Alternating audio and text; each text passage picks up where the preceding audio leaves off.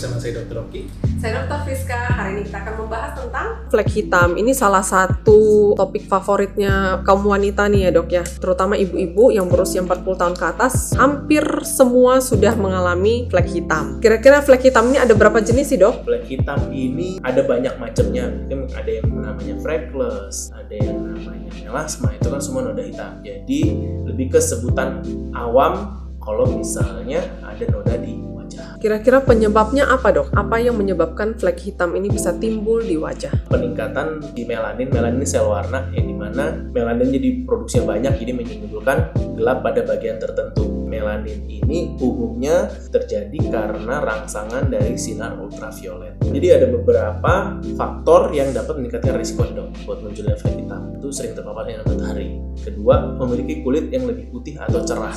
Yang ketiga, itu memiliki riwayat genetiknya dok ya. Jadi semakin putih kulitnya itu semakin rentan terkena flek hitam dok? Betul, jadi resiko meningkat. Cuman dengan kita harus tahu ketika pigmen warna putih itu melaninnya cenderung biasanya lebih sedikit ya dari cek warna. Nah ketika sinar matahari merangsang si melaninnya, sedangkan yang penyerapan sinar matahari pada kulit itu nggak merata semua. Ketika merata berarti kan otomatis kulitnya jadi hitam semua ya dok ya. Nah ini kan karena tidak merata makanya beberapa melanin yang terkena yang benar-benar terangsang itu dia jadi lebih gelap, sehingga biasa orang yang dengan kulit lebih cerah itu lebih tampak. Soalnya kulitnya juga lebih putih, jadi kelihatannya lebih kontras gitu. Betul. Di warna kulitnya. Tadi dokter bilang ini paling sering gara-gara sinar UV. Kalau gitu kira-kira apa yang bisa dilakukan untuk mencegah timbulnya flek hitam ini? Yang bisa dilakukan adalah yang pertama, kita pasti mengurangi paparan sinar lah. Yang pertama. Kedua, kita bisa menggunakan perlindungan, misalnya kalau keluar menggunakan topi, atau juga biasa kaum wanita juga kan ada yang namanya tabir surya ya dok, atau sunblock. Ini penggunaan sunblock.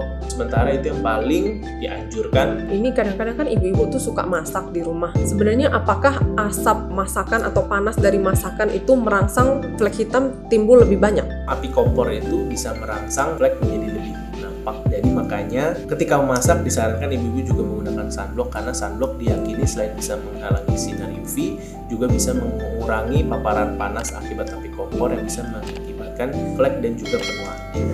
Terakhir nih dok, flek hitam ini apakah berbahaya dan kapan seseorang harus ke dokter? Flek hitam ini tidak membahayakan kehidupan layak ngomongnya dok, tapi umumnya mengganggu dari segi estetik atau penampilan. Makanya biasa para wanita itu cukup risih apabila sudah mulai ada flek di wajahnya. Apabila kalian yang punya problem flek itu, kalian bisa ke dokter. Ini lebih ke arah estetiknya itu, atau juga nanti dokter itu akan memberikan beberapa solusi. Salah satunya mungkin dengan pemberian krim-krim yang bisa membantu mengurangi si fleknya, atau juga ada beberapa tindakan yang akan dilakukan oleh dokter untuk mengurangi si flek hitam. Seperti misalnya kalian sering dengar namanya terapi laser atau penggunaan terapi peeling. Jadi kalian bisa langsung konsul aja ke dokter untuk mengetahui apa sih yang harus dilakukan untuk mengurangi si flek hitam kalian.